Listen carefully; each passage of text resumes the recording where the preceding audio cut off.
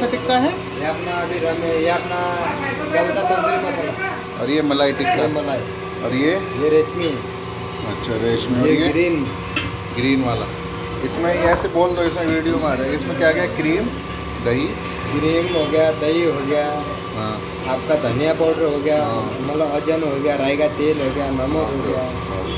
और इसमें इसमें भी सेम है। इसमें क्या पालक जाता है, इसमें क्या डिफरेंट, मतलब टेस्ट डिफरेंट होना मांगता है। Okay okay okay. पालक हो गया आपका पीस के, मतलब मिक्सर में पहले बेल करके। दही हो गया, क्रीम हो गया, धनिया पाउडर हो गया, ऐसा। और इसमें जैसा पहाड़ी मसाला।